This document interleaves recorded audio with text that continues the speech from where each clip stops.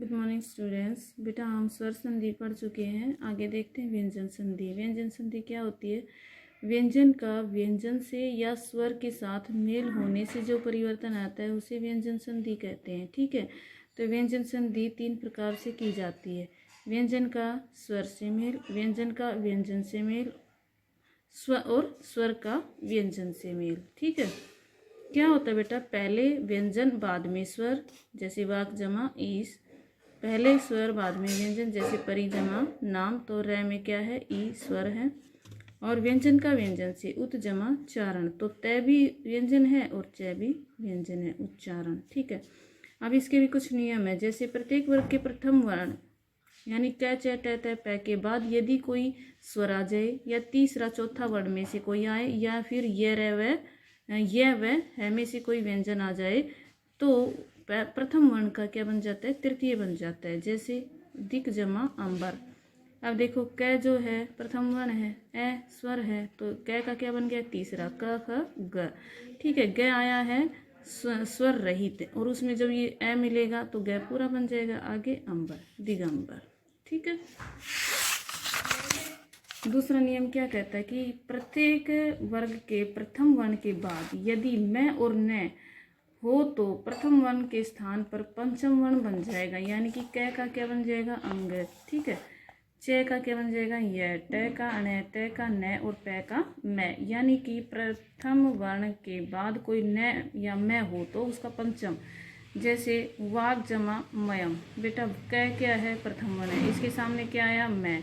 तो क का बन गया पांचवा। क ख ग घ अंग। ये देखो, ठीक है, वाग्मय। सत जमा मार्ग। त थ द द न आ गया सन मार्ग। ओके,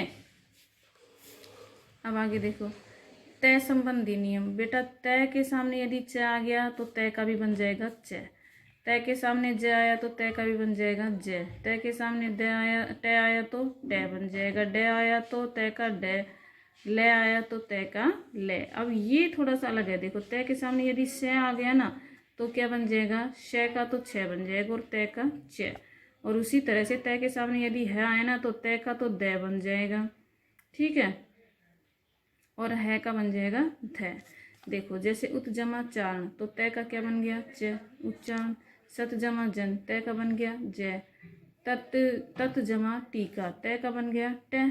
ठीक है, ये हलंत वाला है तो ये भी हलंत वाला है, तट्टीका। ठीक है, इसी तरह से उत जमा शिष्ट तो तय का तो बन गया च और श का बन गया छ, उच्छिष्ट। उत जमा हार तो तय का तो बन गया ध और है का बन गया ध। ठीक है, उद्धार। अगला नियम क्या कहता है बेटा कि यदि मैं के पश्चात प्रथम वर्ण आ जाए तो मैं के स्थान पर उसी वर्ग का पांचवा वर्ण बन जाएगा या उसका अनुस्वार हो जाएगा। ठीक है, अब देखो मैं के बाद क्या आया है? मैं का क्या बन गया? अंग है, क्योंकि प्रथम वर्ण आया है। क्या? जैसे सम जमा कल्प। मैं है, उसके बाद वर्ग का प्रथम वर्ण क आया है तो इसका क का पांचवा वर्ण बन जाएगा। ठीक है, क का पांचवा यहाँ लगेगा, क ख ग घ अंग। ठीक है, ये देखो संकल्प। और इसको हम अनुस्वार में भी लिख सकते हैं, दोनों तरह से ठीक है। ठीक है, सम जमा गति तो ये ग, देखो ग है, इसका पंचम वर्ण, इसी लाइन का पंचम वर्ण क्या हो जाएगा? क ख ग घ अंग। हो गया, ये देखो, है ना। तो मैं के स्थान पर उसी वर्ग का, बेटा उसी वर्ग का आएगा। ठीक है ना, तो ये जो क, ये ग कौन सी वर्ग में आता है? क वर्ग में आता है। तो क का जो पंचम वर्ण क्या है? अंग है, संगति। ठीक है, सम जमा च, च छ ज ज ये आ गया। मैं का क्या बन गया? ये संचय। क्लियर।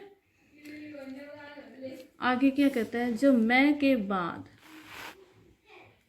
के बाद यदि य र ल व श आए तो मैं का हमेशा क्या बनेगा? अनुस्वार आएगा। क्या? यदि य र ल व श है में से आए तो मैं का हमेशा अनुस्वार बनेगा, ना कि पंचम वर्ण। जैसे देखो सम जमा योग तो मैं के बाद क्या आया? ये, तो स का बन गया अनुस्वार। ये देखो बिंदु जो है ऊपर लग गया ना, ये अनुस्वार होता है बेटा। सम जमा योग संयोग, सम जमा रक्षण संरक्षण। ठीक है। तो लेकिन कुछ इसके साथ अपवाद भी है, जैसे सम जमा राट सम्राट। तो यहाँ पर क्या है, रे आ तो गया लेकिन इसका वो नहीं बना अनुस्वार, क्या बन गया, सम्राट। ठीक है, आगे देखिए, जब स्वर के बाद छह वर्ण हो ना तो स्वर का क्या बन जाएगा, च हो जाएगा। ठीक है, स्वर के साथ क्या लगेगा, ये छह के साथ च लगेगा। ठीक है, जैसे आ के बाद छह आया तो आ के बाद छह का क्या बन जाएगा, च छ। जैसे आ प्लस छादन स्वर है, इसके बाद छह आया है तो इसके साथ च और ऐड हो जाएगा, आच्छादन। तरु जमा छाया, च ऐड हो गया, तरु छाया, है ना, कुछ भी बदला नहीं है, सिर्फ च ऐड हुआ है छह के साथ। अनु जमा छेद अनुच्छेद, परि जमा छेद परिच्छेद विच्छेद। जब स से पूर्व ए या आ के अलावा यदि कोई अन्य स्वर आ जाए ना तो स का श बन जाता है, जैसे वी जमा सन। ठीक है, अब देखो स से पूर्व यदि आ और ए और आ से भिन्न क्या है, ई है, ए है न आ है, इसमें भी ई है, इसमें ऊ है, तो क्या बन गया, विषम। परिजमा शब्द परिषद, तो इस स का ये वाला स बन गया। ठीक है, आगे है री रे श से परे न हो तो न का न हो जाता है, परंतु चवर्ग तवर्ग तवर्ग श और श का व्यवधान होने पर न का न नहीं होता। तो बेटा देखो री रे श से परे यदि न हो तो न का न हो जाता है। यदि देखो परी, तो यहाँ पर रे है ना और इससे परे न का क्या बन गया, अन। ठीक है, परिणाम, न का सिर्फ न का न बन गया। ठीक है, परिमान परिमान, प्रमाण प्रमाण, शोष जमा अन शोषण, राम प्लस आयन आएगा यहाँ पर। ठीक है, रामायण, री प्लस न रेण। लेकिन दुर्जन दर्शन अर्चना में न का न नहीं होता, क्योंकि जय श और च का यहाँ पर व्यवधान है। जैसे दुर्जमा जन दुर्जन, दर जमा शन दर्शन, अर जमा चना अर्चना, तो यहाँ पर ये न का न रहता है। ठीक है, तो ये थे आपके व्यंजन संधि के नियम। तो आपको व्यंजन संधि लिखनी और याद करनी है। ठीक है, okay, thank you, have a nice day.